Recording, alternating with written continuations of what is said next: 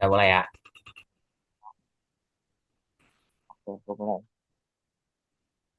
Oke, kita kelompok berapa? Ayo record lagi ya.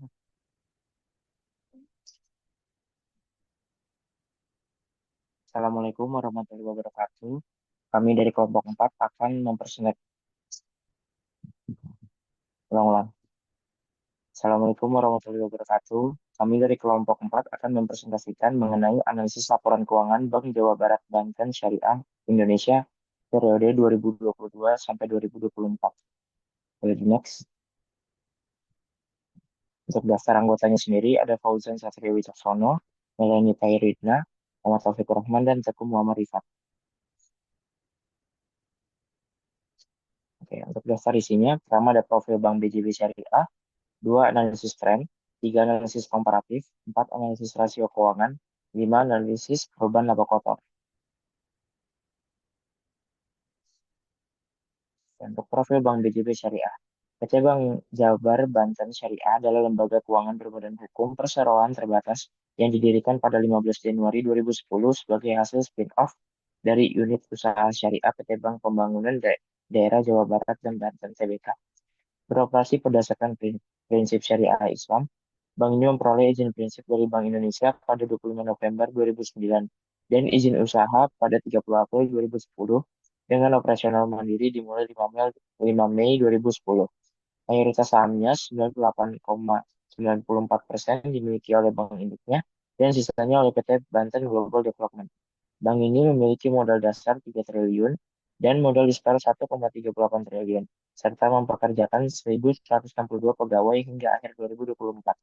Dengan kantor pusat di Bandung, Bank BJB Syariah memiliki jaringan luas yang mencakup kantor cabang, cabang pembantu, kantor fungsional, dan terminal perbankan elektronik. Bank ini terus berinovasi dalam meningkatkan tata kelola dan pelayanan, serta berkomitmen menjadi bank syariah terdepan yang berkontribusi terhadap penguatan ekonomi umat.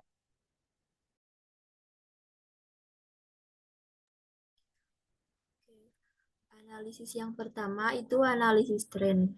Analisis tren ini adalah suatu analisis yang digunakan untuk mengetahui pergerakan suatu data, baik itu turun maupun naik. Dari analisis tren, kita mengetahui kondisi suatu perusahaan itu baik dari segi laporan keuangan maupun manajemen dari perusahaan tersebut. Dan analisis tren juga berusaha untuk mengidentifikasi tren atau kondisi keuangan perusahaan di masa depan, apakah trennya naik, turun, atau stasioner.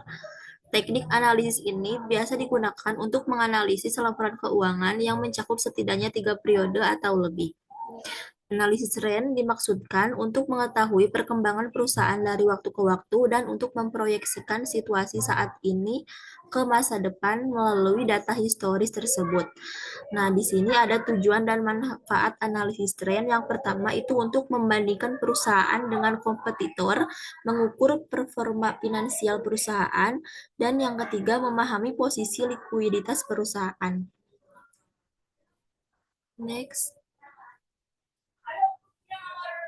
Nah, analisis tren keuangan BJB periode 2022 sampai 2024 ini menurut Suprapto, yaitu analisis tren adalah metode statistik yang digunakan untuk memperkirakan atau meramalkan nilai di masa depan berdasarkan data historis yang telah dikumpulkan secara berurutan dalam jangka waktu tertentu.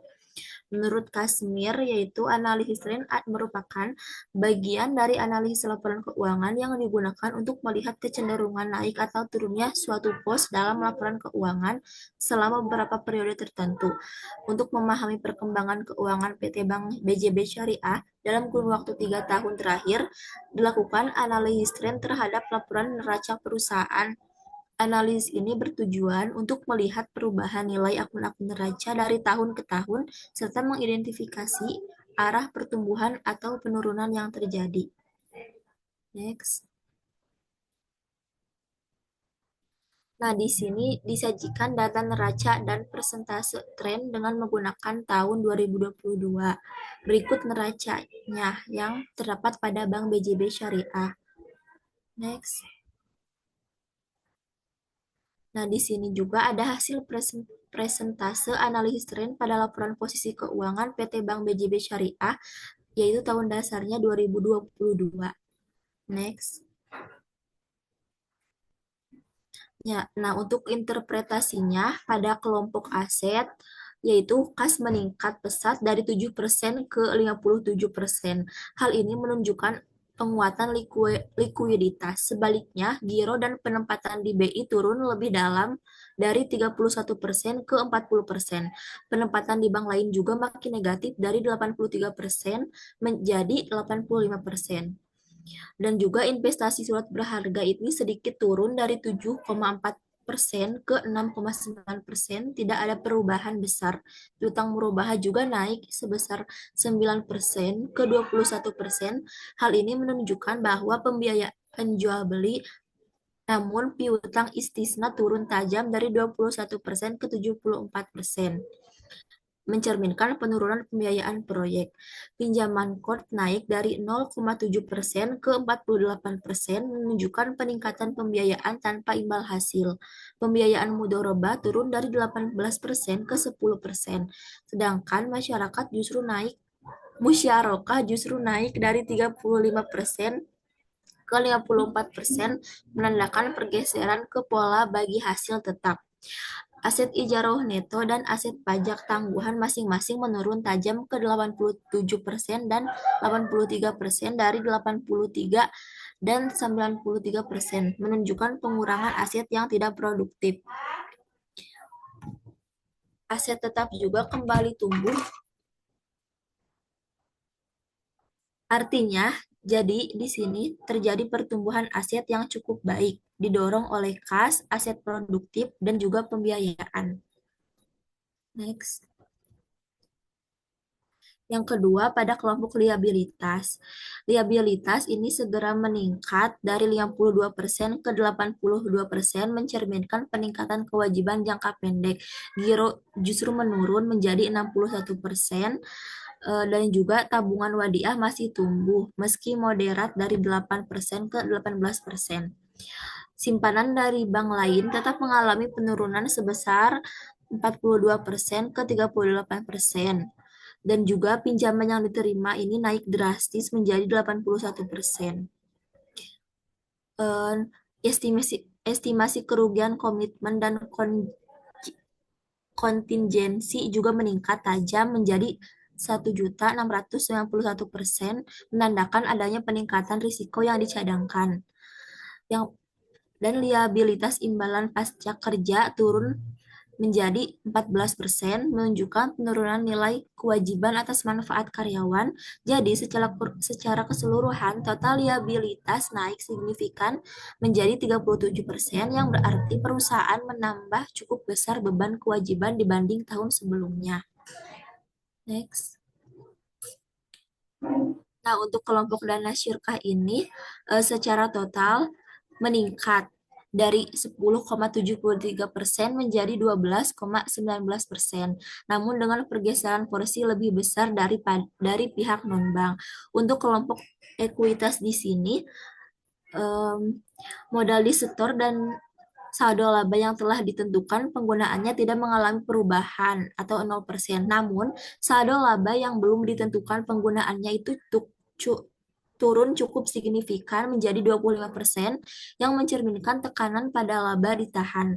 Meski begitu, total ekuitas justru meningkat menjadi 10%. Hal ini menunjukkan adanya pemulihan atau penambahan cadangan ekuitas dari sumber lain. Next.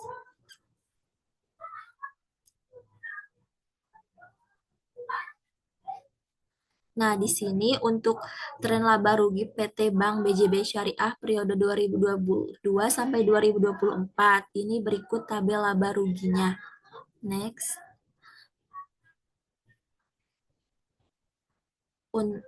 Nah, ini juga ada presentase analisis tren laporan posisi keuangan PT Bank BJB Syariah tahun dasar 2022.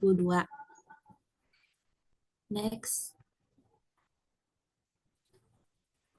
Jadi, interpretasi dari laporan yang tadi itu, selama periode 2022 2022 hingga 2024, PT Bank BJB Syariah itu menunjukkan peningkatan yang signifikan dalam beberapa pos pendapatan.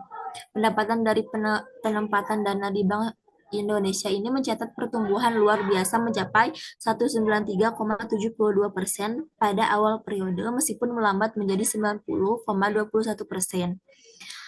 Nah, untuk pendapatan bagi hasil dari akad musyarakah dan mudharabah ini justru tumbuh dengan musyarakah meningkat sebesar 67,61% pada awalnya, namun turun menjadi 31,43%, sementara mudharabah naik stabil menjadi 61,73%.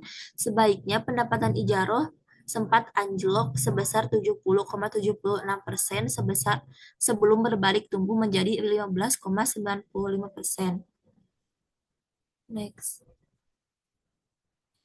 Nah, situasi ini berdampak langsung pada laba usaha yang justru menurun tajam dan masing-masing ini minus 44,22%. Dan hal ini juga mencerminkan tekanan profitabilitas yang cukup berat. Next. Nah, berikutnya ada analisis komparatif. Analisis komparatif ini adalah analisis yang dilakukan dengan cara review secara berurutan neraca, laporan laba rugi, atau laporan arus kas dari periode ke periode. Ini biasanya melibatkan peninjauan terhadap perubahan saldo akun individu pada tahun ke tahun. Analisis komparatif juga dikenal sebagai benchmarking atau analisis horizontal, yang dimana analisis ini adalah metode analisis yang dilakukan dengan membandingkan item yang sama dari laporan keuangan selama beberapa periode waktu berturut-turut. Analisis komparatif ini bertujuan untuk mengevaluasi perubahan keuangan dari tahun ke tahun dalam periode pendek secara sistematis dan mudah dipahami. Metode ini bermanfaat karena menyajikan perubahan baik dalam angka absolut atau jumlah nominal maupun persentase, memberikan pandangan yang lebih lengkap tentang kondisi keuangan perusahaan. Namun, penting untuk menyesuaikan interpretasi karena presentasi perubahan yang besar pada angka dasar yang kecil ini bisa tampak signifikan, padahal sebenarnya tidak berdampak besar secara keseluruhan. Oleh karena itu, referensi kuantitatif seperti angka dasar, rata-rata, atau median diperlukan agar analisis tetap relevan dan akurat. Dengan membandingkan angka tahunan terhadap tren historis, analis ini membantu mendeteksi fluktuasi yang tidak wajar dan memberikan wawasan yang lebih tajam dalam pengambilan keputusan keuangan. Next. Nah, berikut ini adalah analisis komparatif neraca PT Bank BJB Syariah pada periode 2022 sampai 2024 beserta nilai komparatif setiap akunnya yang sudah dibentuk dalam bentuk persen. Next. Nah, untuk interpretasi dari tabel tadi itu pada tahun 2024 ini kas turun drastis menjadi 43%. Dan penurunan ini menurunkan signifikan dalam cadangan kas bank. Untuk investasi surat berharga ini tetap stagnan di 0%, artinya tidak ada perubahan signifikan di sisi aset investasi. Dan untuk pinjaman core naik signifikan menjadi 5,72119%, menandakan penurunan signifikan di pembiayaan bagi hasil. Dan untuk total aset bank ini hanya naik tipis sebesar menjadi 7%. Dan untuk ekuitas masih mengalami pertumbuhan kecil dari 4% ke 6%. Hal ini menandakan pertumbuhan keseluruhan posisi keuangan bank yang cukup melambat. Next.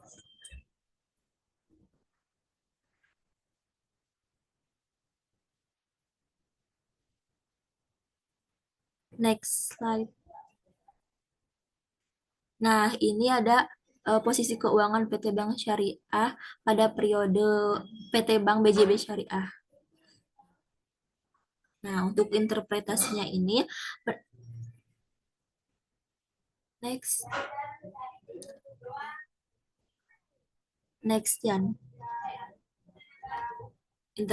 interpretasinya ini, pendapatan bank selama 3 tahun terakhir ini menunjukkan tren pertumbuhan yang cukup positif.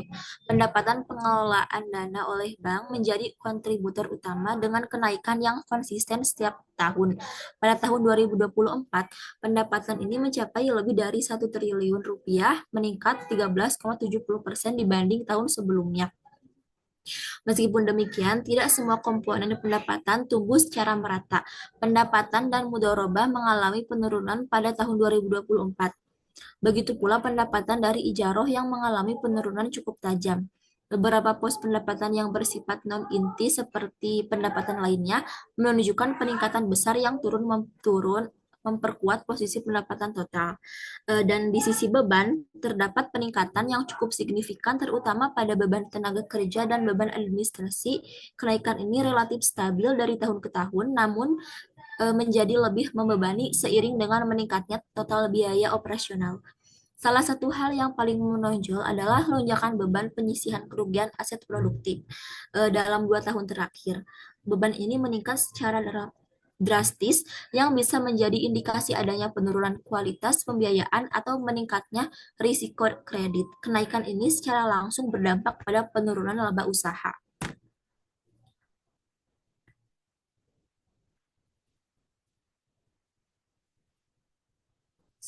Nah, meskipun terdapat peningkatan dari sisi penghasilan non-usaha yang cukup besar, hal ini belum cukup untuk mengimbangi tekanan dari sisi beban. Laba sebelum pajak pada tahun 2024 ini hanya mengalami kenaikan tipis dan total laba tahun berjalan meskipun meningkat menjadi 3% dibanding tahun sebelumnya.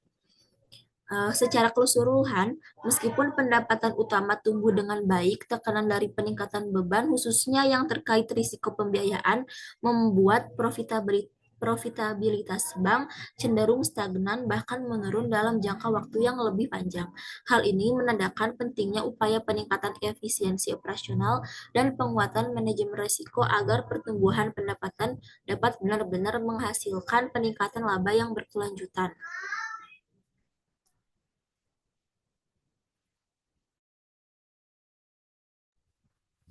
Oke, selanjutnya analisis yang kedua yaitu adalah analisis rasio. Nah, rasio keuangan menurut Kasmir itu merupakan kegiatan membandingkan angka yang ada dalam laporan keuangan dengan cara membagi satu angka dengan angka lainnya. Dan rasio keuangan ini digunakan untuk mengevaluasi kondisi keuangan dan kinerja perusahaan. Hasil rasio keuangan ini nantinya akan terlihat kondisi kesehatan perusahaan yang bersangkutan. Dan dalam konteks ini, perusahaannya yaitu adalah Bank BJB Syariah. Dalam praktiknya, analisis rasio keuangan itu dibagi ke dalam beberapa jenis utama berdasarkan aspek analisis.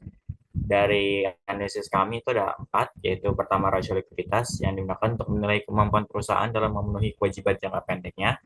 Lalu rasio profitabilitas yang menggambarkan kemampuan perusahaan dalam menghasilkan laba dan kegiatan operasionalnya. Lalu yang ketiga rasio solvabilitas yang mengukur kemampuan perusahaan dalam melunasi seluruh kewajiban jangka panjangnya. Yang terakhir yaitu rasio aktivitas yang menilai seberapa efisien perusahaan dalam mengelola aset yang dimiliki untuk mendukung operasional. Masuk ke yang pertama yaitu rasio likuiditas. Jadi analisis likuiditas ini indikatornya yang digunakan untuk mengukur kemampuan perusahaan dalam memenuhi kewajiban jangka pendeknya. Artinya apabila perusahaan ditagih oleh pihak yang berpiutang, perusahaan tersebut diharapkan mampu melunasi utang yang jatuh tempo, baik kepada pihak internal maupun eksternal. Rasio ini sangat penting karena mencerminkan seberapa siap perusahaan dalam menghadapi kewajiban finansial yang mendesak. Dalam praktiknya terdapat berbagai jenis rasio likuiditas yang dapat digunakan untuk memperoleh informasi yang lebih spesifik dan mendalam. Dan pemilihan ini juga yang tepat nantinya akan memberikan gambaran yang lebih akurat mengenai kondisi keuangan dan kesiapan perusahaan dalam menghadapi kewajiban jangka pendeknya. Jenis rasio likuiditas yang kami pakai itu yang pertama ada current ratio, kemudian quick ratio, lalu cash ratio, lalu working capital to total asset ratio, lalu yang kelima finance to deposit ratio, dan keenam finance to asset ratio. Yang pertama yaitu current ratio atau rasio lancar. Nah, rasio lancar ini digunakan untuk mengukur kemampuan perusahaan dalam memenuhi kewajiban jangka pendek dengan aset lancar yang dimiliki. Dan rasio ini dihitung dengan membandingkan total aset lancar dan terhadap total utang lancar. Jadi rumusnya itu total aset lancar dibagi total utang lancar. Lalu ada rasio cepat atau quick ratio. Quick ratio ini menunjukkan kemampuan perusahaan membayar kewajiban jangka pendeknya tanpa mengandalkan persediaan, karena persediaan dianggap kurang liquid, yaitu rumusnya adalah memberikan kas, setara kas, dan piutang terhadap utang lancar. Nah, perhitungan rasio lancar perusahaan BJB Syariah ini selama 3 tahun terakhir itu adalah pada tahun 2024 ditemui angka sebesar 4,17, lalu 2023 4,65, lalu yang paling dasar 2022 yaitu 4,52. Lalu pada quick ratio ditemukan nilai selama 3 tahun terakhir itu dari 2022 sebesar 3,47, lalu 2023 itu 3,34, dan 2024 itu 2,93. Lalu masuk ke cash ratio dan juga working capital to asset ratio pada Bank BJB Syariah. Nah, cash ratio ini digunakan untuk mengukur kemampuan perusahaan melunasi kewajiban jangka pendeknya hanya dengan menggunakan kas dan setara kas. Rasio ini menunjukkan tingkat likuiditas paling tinggi tanpa mengandalkan piutang atau persediaan. Lalu ada working capital total asset atau WCTA. Nah, WCTA ini mengukur proporsi modal kerja terhadap total aset yang mencerminkan efisiensi perusahaan dalam menggunakan modal kerja untuk mendukung operasional. Nah, untuk rumus yang cash ratio tadi sudah disebutkan bahwa itu rumusnya kas dan setara kas dibagi dengan utang lancar. Dan juga WCTA itu aset lancar dibagi dengan total aset. Nah, perhitungan cash ratio ini dari 2022 ditemui angka sebesar 43,89%, lalu 2023 itu sebesar 25,96%, dan 2024 itu sebesar 19,82%. Lalu working capital total aset rasio itu tahun 2022 ditemui 74,8%, 2023 itu 74,79%, dan 2024 itu 72,44%.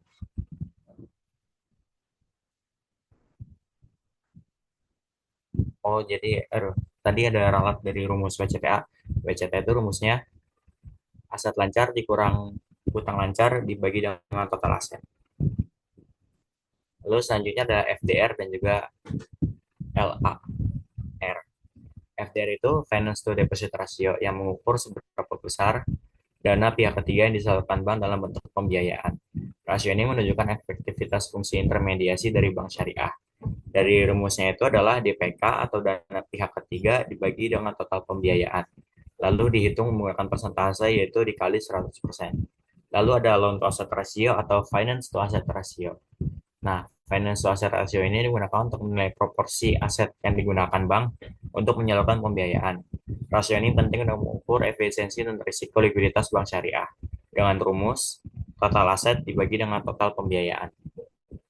Untuk perhitungan FDR ditemui pada tahun 2022 itu 78,37%, lalu 2023 itu 83,41%, lalu 2024 itu 91,21%. Lalu untuk loan to asset ratio atau finance to asset ratio itu ditemui di tahun 2022 itu 57,43%, lalu 2023 itu 61,94%, dan 2024 64,36%.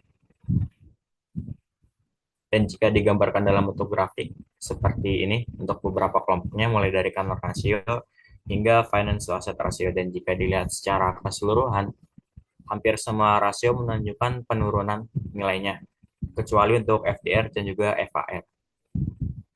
Dan untuk interpretasi lebih lanjutnya, jadi secara umum BJB Syariah tetap menunjukkan kondisi likuiditas yang sehat, namun mulai terlihat tren menurunnya yang perlu diwaspadai. Yang pertama itu pada current ratio dan quick ratio menurun di 2024 walaupun masih berada di level aman yang menunjukkan ini menandakan penurunan kemampuan memenuhi kewajiban jangka pendek dengan aset lancarnya. Kemudian cash ratio turun tajam dari 43,89% di tahun 2022 ke 19,82% di 2024 yang menunjukkan penurunan kas murni yang signifikan sehingga menunjukkan potensi tekanan likuiditas bila terjadi penarikan dana mendadak. Kemudian working capital total asset atau WCTA itu stabil dari 2022 hingga 2024 di kisaran 70 sampai 74% yang menandakan struktur aset tetapnya itu cukup fleksibel Kemudian finance to deposit ratio naik ke 91,21% di 2024, yang artinya menunjukkan penyaluran pembiayaan yang agresif, tetapi sedikit melewati batas ideal dan juga sedikit berisiko jika tidak diimbangi kualitas pembiayaannya. Kemudian finance to asset ratio itu juga meningkat dari 57% ke 64,36% pada tahun 2024, yang artinya porsi pembiayaan terhadap total aset makin besar. Yang bisa kita baca bahwa Bank BJB Syariah itu menunjukkan fokus utamanya tetap pada aktivitas inti pembiayaan. Lalu akhirnya itu BJB Syariah itu tetap liquid, namun tekanan mulai muncul dari turunnya kas dan naiknya rasio pembiayaan, sehingga diperlukan kehati-hatian dalam menjaga keseimbangan antara ekspansi pembiayaan dan juga kekuatan likuiditasnya. Lalu masuk rasio yang kedua, yaitu profitabilitas. Jadi rasio profitabilitas ini adalah salah satu alat penting dalam menilai kemampuan perusahaan untuk menghasilkan laba dari pendapatan yang terkait dengan penjualan, aset maupun ekuitas. Dan rasio ini mengukur sejauh mana perusahaan mampu mencetak keuntungan dengan memanfaatkan sumber daya yang dimilikinya, dan biasanya dihitung dalam periode waktu tertentu. Dalam praktiknya, terdapat berbagai jenis rasio profitabilitas yang dapat digunakan untuk memperoleh informasi yang lebih spesifik dan mendalam. Pemilihan jenis rasio yang tepat akan memberikan gambaran yang lebih akurat mengenai kondisi keuangan dan kesiapan perusahaan dalam menghadapi kewajiban jangka pendeknya. Di beberapa jenisnya yang kami gunakan itu ada gross profit margin, ada net operating margin, dan net profit margin, net imbalan, return on asset, return on equity, kemudian ada earning power total investment, dan yang terakhir BOPO atau beban operasional terhadap pendapatan operasional. Masuk yang pertama itu gross profit dan net profit margin pada Bank BJB Syariah. Gross profit margin itu mengukur kemampuan bank syariah dalam mengelola biaya pokok terhadap pendapatan yang dihasilkan. Semakin tinggi rasio GPM ini, semakin efisien bank dalam mengendalikan beban pokok akad syariah seperti murabahah, mudharabah, atau ijarah.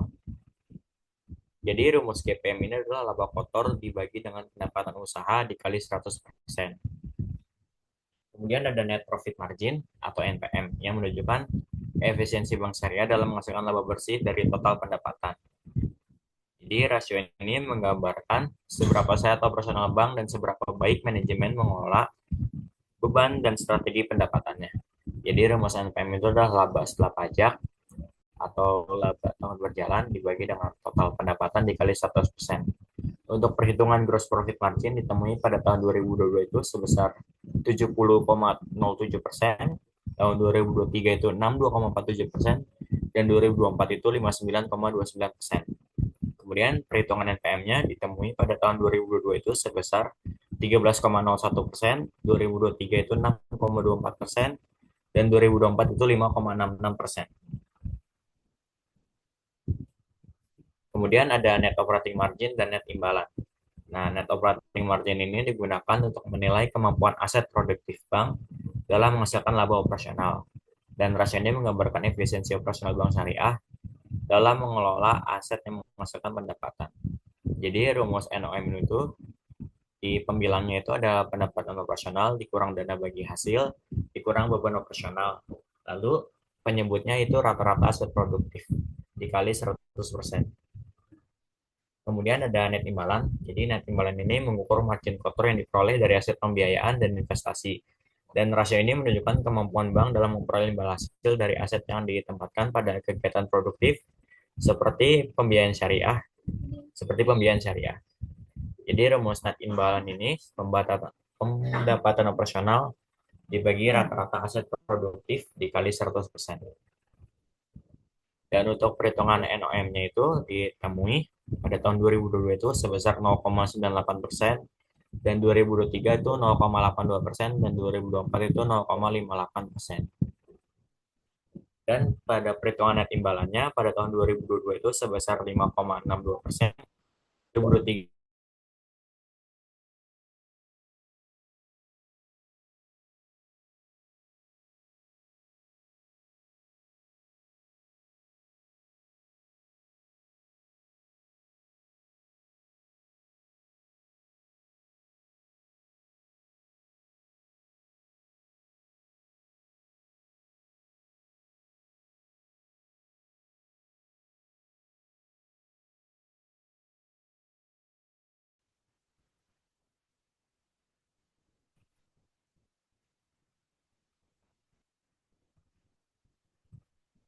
Oke, selanjutnya itu ada return on equity.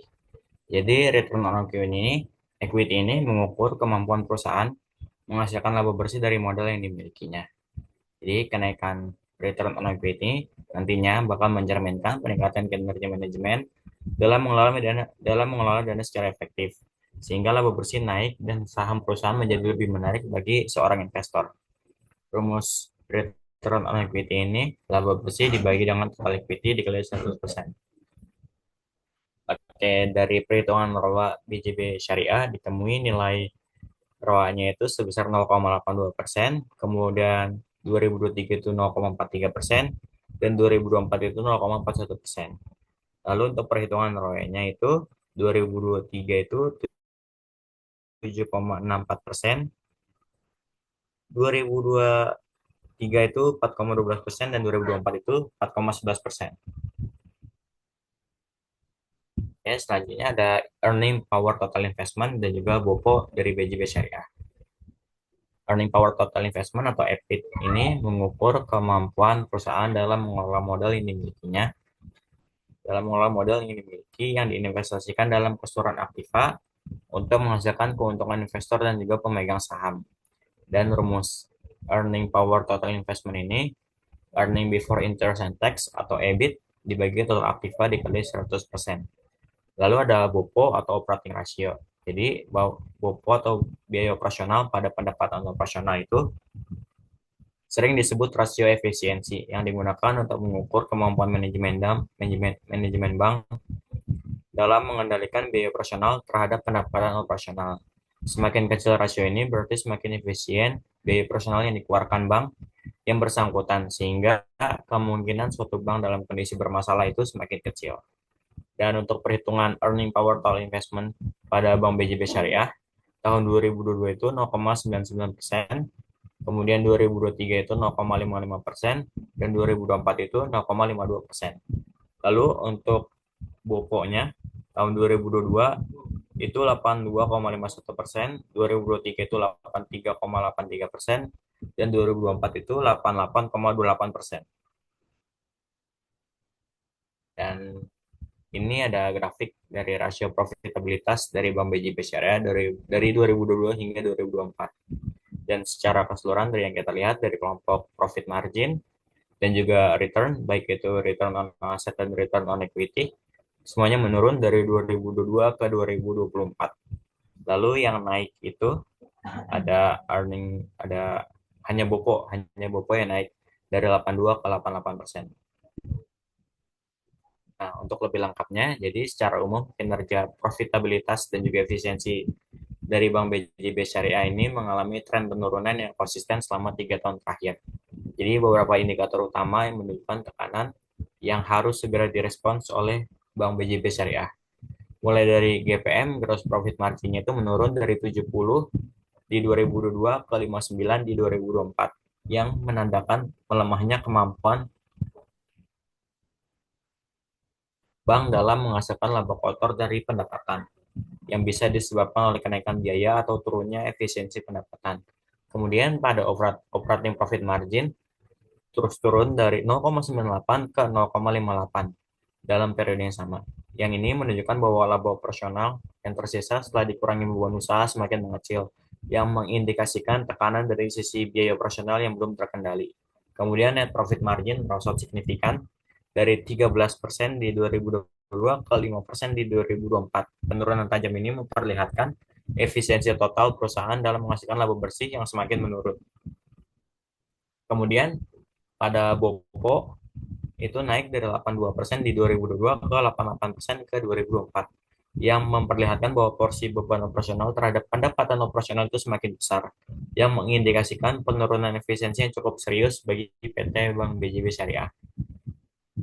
Kemudian pada return on asset itu turun dari 0,82 di 2022 ke 0,41 di 2024, yang menunjukkan bahwa aset perusahaan makin tidak efisien dalam menghasilkan laba, yang hal ini mencerminkan perlunya optimalisasi aset yang dimiliki.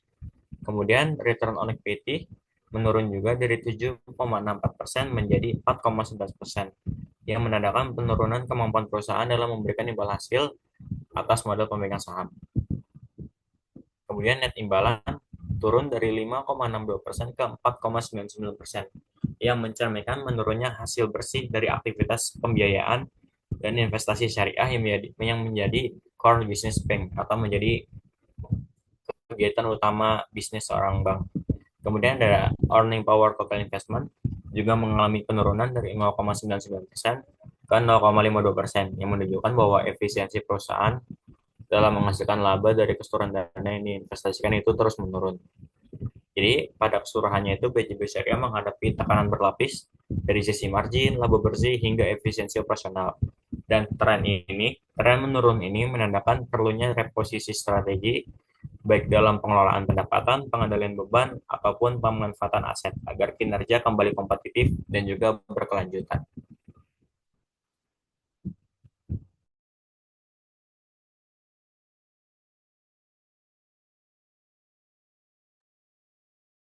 Oke, selanjutnya itu ada rasio solvabilitas, yaitu merupakan rasio keuangan yang digunakan untuk menilai sejauh mana aset perusahaan dibiayai oleh utang dan kemampuan perusahaan dalam memenuhi seluruh kewajiban jika dilikuidasi.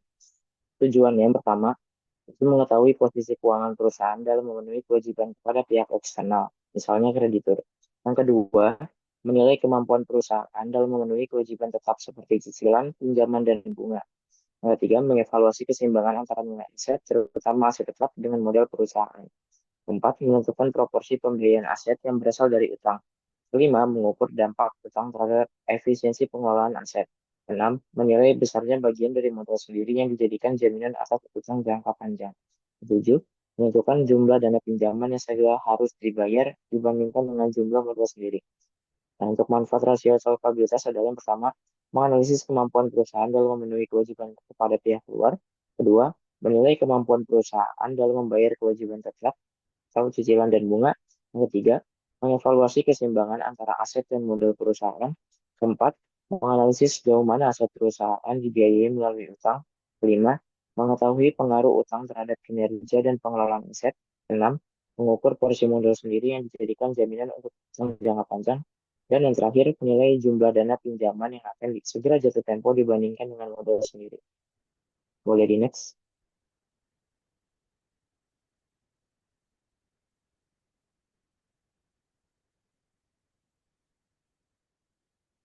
Oke, so, yang pertama itu ada debt to asset ratio, yaitu merupakan rasio keuangan yang mengukur proporsi total utang terhadap total aset perusahaan. Rasio ini menunjukkan sejauh mana aset perusahaan dibiayai oleh utang dan seberapa besar pengaruh utang terhadap pengelolaan aset perusahaan. Untuk rumusnya, harus sama dengan total debt dibagi total aset, kemudian dikali 100%. Untuk tahun 2022 itu sebesar 22,02%, 2023 sebesar 21,89%, dan 2024 sebesar 25,72%. Interpretasinya, pada tahun 2022 sebesar 22,02% dari total aset Bank BJB Syariah dibiayai melalui utang. Pada tahun 2023 kondisi ini menunjukkan perbaikan di mana proporsi pendanaannya yang berasal dari utang menurun menjadi 21,89% atau mengalami penurunan sebesar 0,13%. Penurunan ini mencerminkan keberhasilan perusahaan dalam meningkatkan efisiensi serta mengurangi ketergantungan terhadap pembiayaan dari kreditor.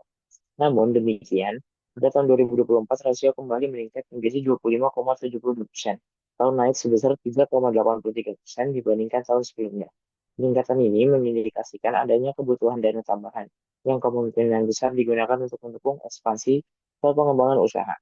Meskipun terjadi kenaikan, rasio ini masih berada dalam batas yang wajar, sehingga menunjukkan bahwa struktur keuangan perusahaan tetap berada dalam kondisi yang sehat. Next.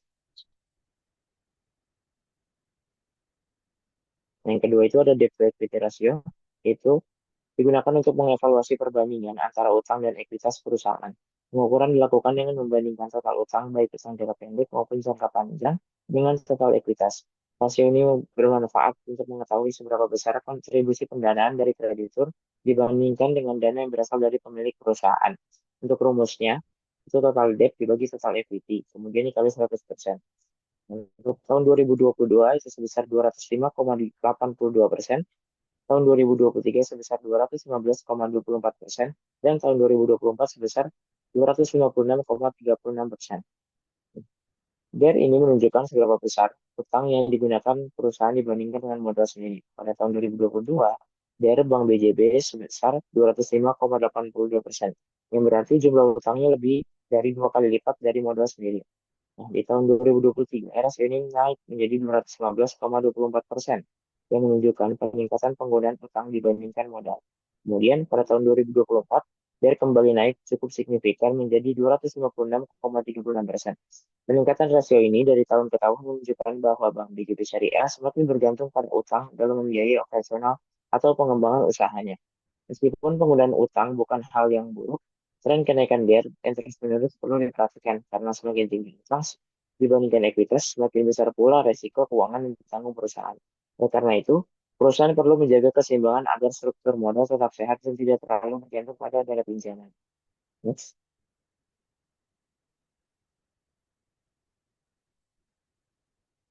Yang ketiga itu ada long term debt to equity ratio. Itu menunjukkan perbandingan antara utang jangka panjang dengan ekuitas atau modal sendiri. Tujuannya untuk menilai seberapa besar porsi dari setiap rupiah modal yang digunakan sebagai jaminan atas utang jangka panjang. Perhitungannya dengan membandingkan total utang jangka panjang terhadap modal yang disediakan oleh pemilik perusahaan. Untuk rumusnya, long term debt dibagi total equity, kemudian dikali 100%. Untuk tahun 2022 sebesar 74,24%, 2023 sebesar 95,60%, dan tahun 2024 sebesar 121,63%. Untuk interpretasinya, pada tahun 2022 rasio ini mencatat sebesar 74,24%. Artinya utang jangka panjang setara dengan sekitar 74% dari total modal.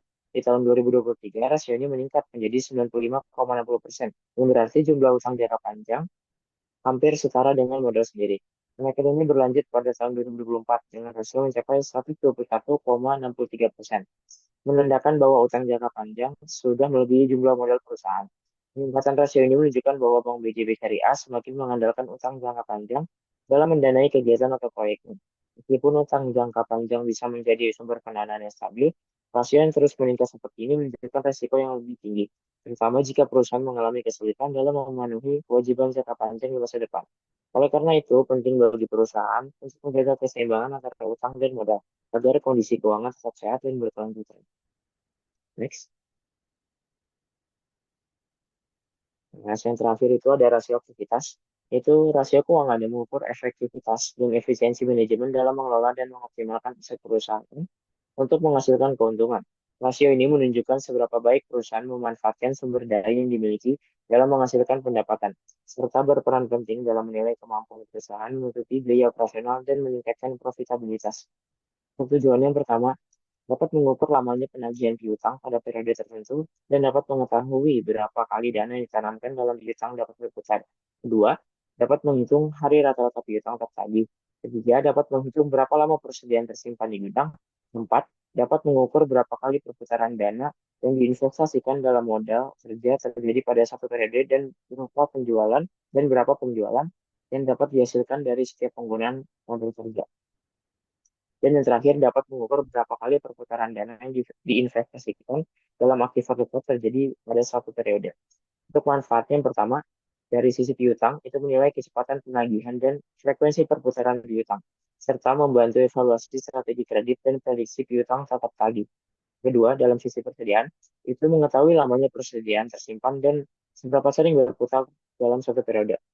Kemudian dalam sisi modal kerja dan penjualan, itu mengukur frekuensi perputaran modal kerja dan kemampuannya dalam menghasilkan penjualan.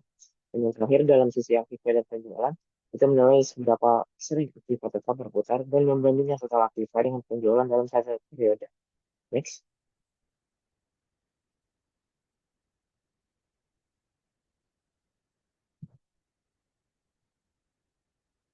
Oke. Untuk yang pertama itu ada perputaran total aktiva, yaitu merupakan rasio yang mengukur seberapa sering total aktiva perusahaan berputar dalam suatu periode dan berapa besar penjualan yang dihasilkan dari setiap perputaran aktiva. Semakin tinggi rasio ini, semakin efisien perusahaan penggunaan aset hingga menghasilkan penjualan dan juga mengindikasikan potensi keuangan yang tinggi. Untuk rumusnya, itu penjualan dibagi total aktiva. Di tahun 2022 sebesar 0,063 kali, tahun 2023 sebesar 0,069 kali, dan di tahun 2024 sebesar 0,073 kali. Pada tahun 2022, untuk total aset Untuk total penjualannya itu sebesar 781.851.855.401 rupiah. Sedangkan total asetnya mencapai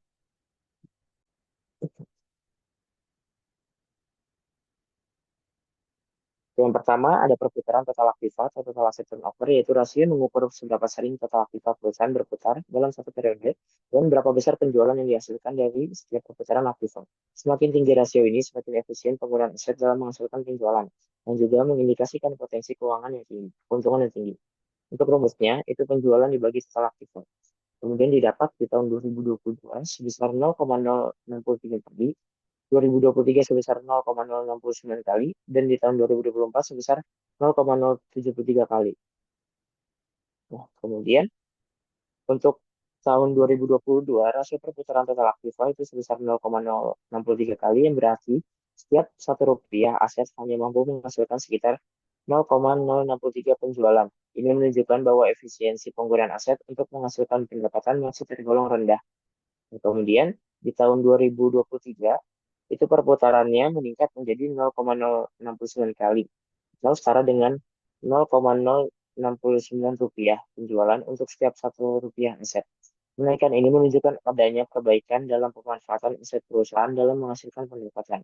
Pada tahun 2020 itu rasio perputarannya naik lagi menjadi 0,073 kali, yang berarti setiap satu rupiah aset mampu menghasilkan sekitar 0,073 penjualan. Peningkatan rasio dari tahun ke tahun ini mencerminkan bahwa Bank BJB Syariah semakin efisien dalam mengelola asetnya untuk memperoleh pendapatan.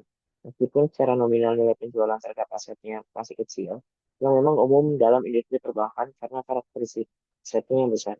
Next.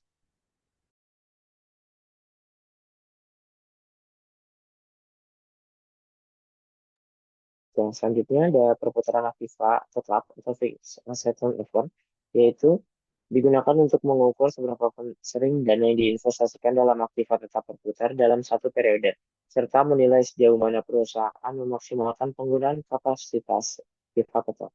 Rasio ini dihitung dengan membandingkan penjualan bersih terhadap nilai aktiva tetap dalam periode yang sama. Untuk rumusnya, itu penjualan dibagi total aktiva tetap, sehingga didapat pada tahun 2022 sebesar 2,18 kali, 2023 sebesar 2,42 kali, dan 2024 sebesar 2,71 kali. Dan pada tahun 2022, rasio perputarannya sebesar 2,18 kali, yang mana setiap satu rupiah aset tetap mampu menghasilkan 2,18 rupiah pendapatan. Di tahun 2023, itu meningkat menjadi 2,42 kali, menunjukkan efisiensi penggunaan aset tetap mengalami perbaikan, di mana satu rupiah aset tetap menghasilkan 2,42 rupiah pendapatan. Kemudian di tahun 2024 juga terus membaik dengan rasio mencapai 2,71 kali, yang mana setiap satu rupiah aset tetap dapat menghasilkan 2,71 pendapatan. Peningkatan rasio dari tahun ke tahun menunjukkan bahwa Bank BJB Syariah semakin optimal dalam pemanfaatan aset tetapnya untuk mendukung operasional dan pertumbuhan pendapatan. Next. Dan yang terakhir, ada perputaran piutang atau receivable turnover. Itu untuk mengukur seberapa cepat piutang tertagih atau seberapa sering dana yang diinvestasikan dalam piutang berputar dalam satu periode. Rasio ini dihitung dengan membagi total penjualan kredit dengan piutang rata-rata. Semakin tinggi rasio, semakin cepat piutang tertagih dan semakin efisien dana menghasilkan penjualan. Sebaliknya, jika piutang yang sulit ditagih menyebabkan rasio menurun dan menunjukkan besarnya dana yang tertahan. Untuk rumusnya, itu penjualan kredit dibagi total piutang, sehingga didapat pada tahun 2022 sebesar 0,108 kali, 2023 sebesar 0,109 kali, dan di tahun 2024 sebesar 0,111 kali. Nah, pada tahun 2022, rasio perputaran piutang Bank BJB sebesar 0,18 kali, yang berarti setiap satu rupiah piutang hanya menghasilkan sekitar 0,108 rupiah penjualan selama satu periode. Ini menunjukkan bahwa proses penagihan piutang masih berlangsung cukup lambat. Di tahun 2023, itu sedikit meningkat menjadi 0,0109 kali, yang dan berarti naik tipis menjadi 0,111 kali pada tahun 2024. Meskipun kenaikannya tidak signifikan, tren positif ini mengindikasikan adanya perbaikan kecil dalam efisiensi penagihan piutang dari tahun ke tahun. Namun, karena nilai rasio masih tergolong rendah, Hal ini menunjukkan bahwa sebagian besar piutang belum dapat segera dikonversi menjadi penjualan. Oleh karena itu, perusahaan perlu terus meningkatkan sistem pengelolaan piutang agar dana yang tertahan di piutang dapat segera berputar menjadi pendapatan dan meningkatkan likuiditas. Next. Oke, selanjutnya ada analisa perubahan laba kotor. Analis perubahan laba kotor adalah analisa atau evaluasi yang dilakukan oleh manajemen untuk mencari dan mengetahui sebab-sebab terjadinya perubahan laba kotor suatu perusahaan pada periode ke periode. Nah, manfaatnya itu bagi manajemen adalah memberikan motivasi yang cukup bagi manajemen untuk memulai suatu pemeriksaan yang pada giliran dapat dapat mengarah pada berbagai kemungkinan tindakan korektif. Hal ini terutama berlaku ketika analisis menunjukkan adanya perbedaan yang tidak menguntungkan atau rugi antara anggaran dan realisasi. Analisis laba kotor yang didasarkan pada anggaran atau biaya standar juga dapat memberikan gambaran mengenai titik-titik kelemahan yang dalam kinerja periode tersebut. Nah, dalam bidang perbankan syariah, analis laba kotor dihitung dengan berdasarkan struktur-struktur pengelolaan dana dengan tingkat margin pendapatan. Analisis ini bertujuan untuk menilai apakah setiap aset dana yang dikelola bisa mengikuti perubahan tingkat margin pendapatan untuk menghasilkan laba yang optimal. Dengan adanya analisis ini, perusahaan perbankan bisa menilai kemampuannya dalam mengatur struktur pendanaan untuk dapat memberikan kenaikan laba kotor tertinggi adalah dengan perbandingan pada tahun-tahun sebelumnya. Nah, dalam penelitian ini, perbandingan yang dilakukan sesuai dengan data-data yang tersedia, yaitu laporan keuangan tahun 2024, 2023, dan 2022. Lanjutnya, nah berikut untuk pendapatannya untuk periode 2020 sampai 2024. Lanjut. Nah, sekarang untuk nilai aset yang dikelola PT Bank BJB Syariah per akhir tahun 2020 sampai 2024. Ini ada nilai asetnya dan strukturnya, dan strukturnya ada di bawahnya. Ya, lanjut. Nah, baru kita hitung margin pembiayaannya. Nah, hasilnya didapatkan dari berdasarkan nilai aset pada akhir tahun. Karena rata-rata selama tahun berjalan. Nah, ini juga yang aset lainnya didapat, yang tadi pendapatan lain tuh dimasukkan ke aset lain gitu. Gitu. Nah, sekarang untuk analisisnya ini, setelah margin pendapatan dan struktur aset pengelolaan, kedua komponen tersebut dikalikan untuk menghasilkan persentase pendapatan dari setiap aset pengelolaan yang dimiliki. Hasil dari perkalian akan digunakan untuk menentukan estimasi laba kotor apabila perusahaan tetap mempertahankan struktur pengelolaan dananya yang lama atau menggunakan struktur pengelolaan dana yang baru. Nah, ini rumusnya ini. Persentase pendapatan itu total total dari margin tahun dasarnya yaitu 2024 dan dikali struktur dana tahun yaitu 3 tahun itu. Nah, untuk estimasi laba kotornya itu didapat dari persentase pendapatan pada tahun itu dibagi tahun dasarnya yaitu 2020 yaitu 2024 dikali laba kotor tahun dasarnya tuh. Ayo lanjut. Nah, ini jadinya tabel hasilnya itu.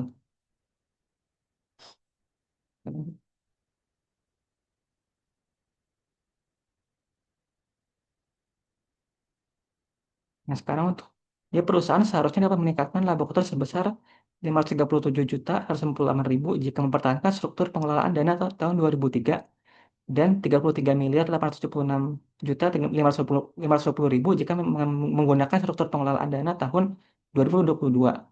Hal ini menandakan perubahan struktur dan margin pendapatan yang tidak selaras. Nah, ini yang pertama itu Murabah mengalami peningkatan struktur pengelolaan dana sebesar 1,25%, tetapi margin yang diterima justru terus berkurang menjadi 0,92% dari tahun 2023.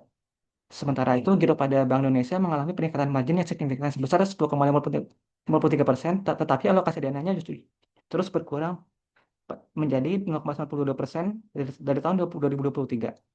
Untuk investasi pada surat berharganya mengalami kenaikan margin pidana dana sebesar 0,21%, tetapi persentase struktur pengelolaan dana turun sebesar 2% dari tahun 2023. Nah, ketika aset pembiayaan ini menjadi penyebab mengapa perusahaan tidak bisa mencapai laba kotor yang optimal pada tahun 2024 ini. Jadi untuk kesimpulan seluruhnya itu berdasarkan hasil analisis kinerja keuangan Bank BJB Syariah dalam kurun waktu 3 tahun terakhir, dapat disimpulkan bahwa bank ini menunjukkan tren pertumbuhan yang cukup positif, baik dari segi aset pembiayaan maupun dana pihak ketiga atau DPK. Hal ini mencerminkan kepercayaan masyarakat terhadap sistem perbankan syariah yang semakin meningkat. Selain itu, pertumbuhan laba bersih atau rasio profitabilitas menunjukkan bahwa bank memiliki kemampuan dalam mengelola operasional dengan cukup baik, meskipun masih terdapat tantangan dari sisi efisiensi biaya dan pengelolaan risiko pembiayaan yang harus terus diperbaiki. Namun, di balik pencapaian tersebut, bisa terdapat beberapa hal yang perlu menjadi perhatian serius, seperti rasio BOPO yang cukup tinggi yang menunjukkan bahwa efisiensi operasional belum optimal. Dengan demikian, meskipun kinerja keuangan secara umum dapat dikatakan stabil dan positif, peningkatan kualitas pembiayaan, efisiensi, dan inovasi layanan digital menjadi kunci utama dalam mempertahankan dan meningkatkan daya saing Bank BJB Syariah di masa mendatang. Oh ya, sekian dari kelompok kami untuk pembahasan kali ini. Wassalamualaikum warahmatullahi wabarakatuh.